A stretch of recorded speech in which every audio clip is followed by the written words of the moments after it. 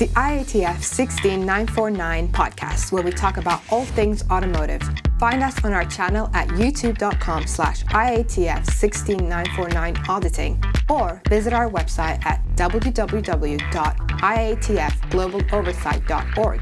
This is the IATF 16949 podcast. Welcome to the IATF 16949 podcast. I'm Paul Hardiman, subject matter expert for SMMT and IAOB. In this episode, we'll be talking to Devon Gage, program manager at the IAOB, and Noel Keeley, IATF oversight manager at Society of Motor Manufacture and Traders. In this episode about customer-specific requirements. We'll also be answering some questions from our YouTube channel comments related to this subject. We hope you enjoy this podcast.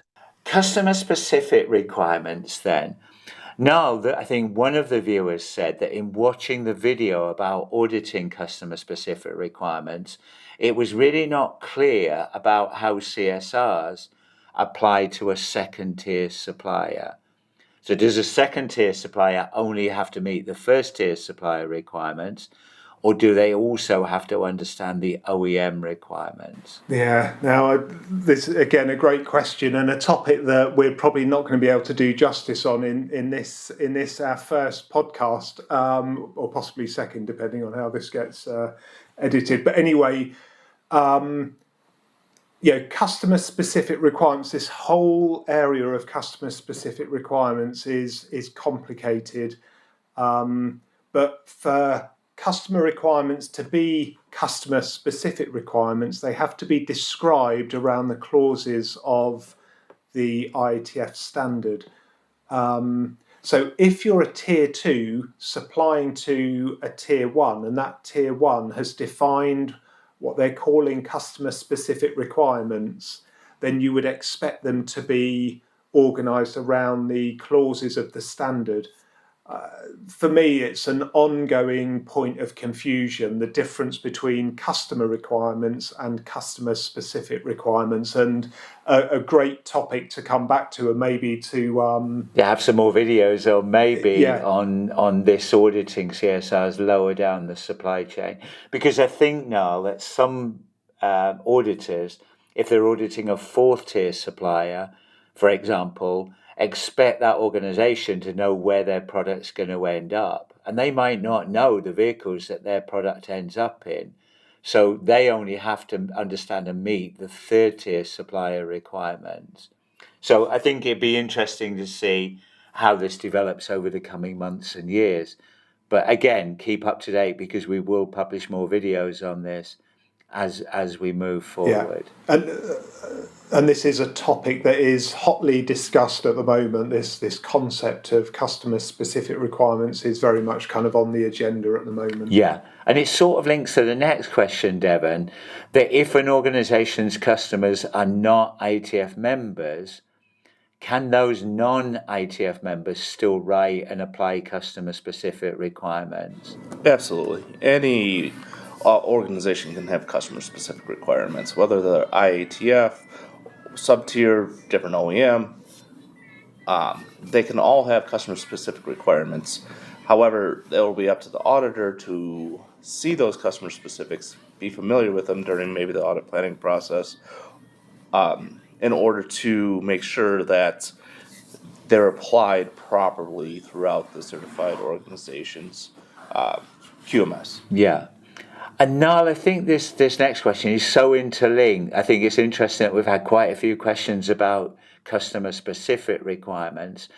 That if, for example, a vehicle maker has in their customer-specific requirements added requirements related to a quality management system, if we meet those quality management system requirements of the customer-specific requirements, does it automatically mean that we meet all those OEM requirements? Right, and great question, and it brings us right back to what's the difference between a customer requirement and a customer specific requirement, and for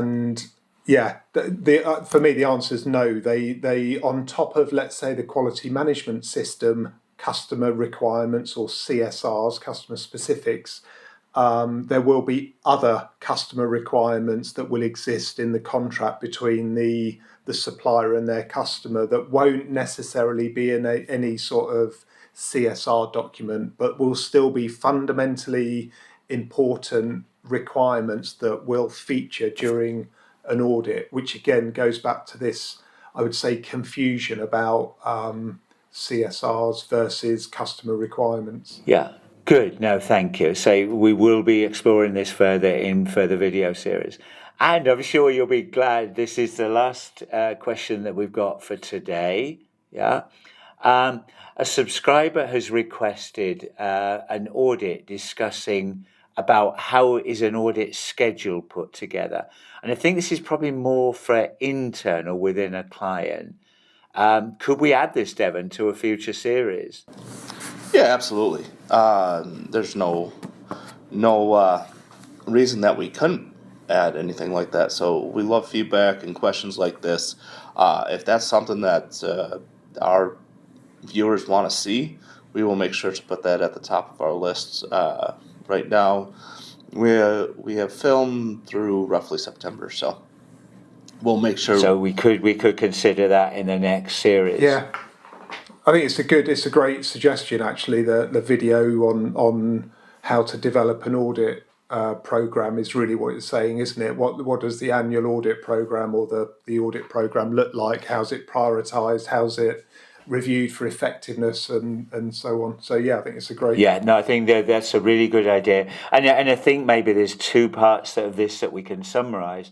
We're always looking for new ideas for the video series, and also we're looking for hosts. Yes. So if you're working for an organization that would be prepared to host us to film some videos, then please get in touch with Devon or with Niall. And certainly we can consider that for future series, because we want to make these as real as possible, and we want to get to as many aspects of the automotive supply chain as we can. So please, if your organization would be willing to host, then please get in touch with us. So thank you, Devon and Niall. Thank you for your inputs today. This is the first podcast.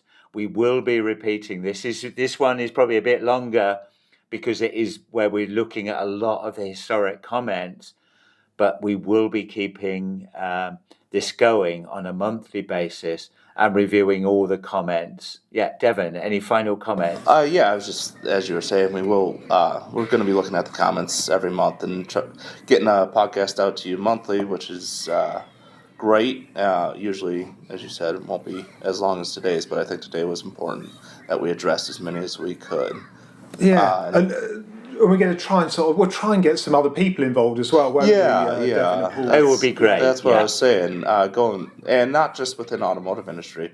We want to look at other industries and what they're doing. As you know, the landscape's changing all over the world. So it's really interesting to get input from other schemes, not just automotive, and how they're dealing with the issues that they see in their supply base. Yeah. So thank you both for your inputs today. Hopefully the listeners have found this useful. Please keep watching the channel. Please encourage your colleagues to keep subscribing to the channel. Please keep posting the questions, because that will stimulate then the debates for these future podcasts. So thank you, everybody. Thanks, everyone. Thank you for listening to this episode. If you enjoyed it, follow us or visit our YouTube channel to watch more content from us at IATF 16949 Auditing. And don't forget, if you have any questions, please feel free to leave them in the comments of the relevant video. The IATF 16949 podcast, where we talk about all things automotive. Find us on our channel at youtube.com/IATF 16949 Auditing, or visit our website at www.iatfglobaloversight.org. This is the IATF 16949 podcast.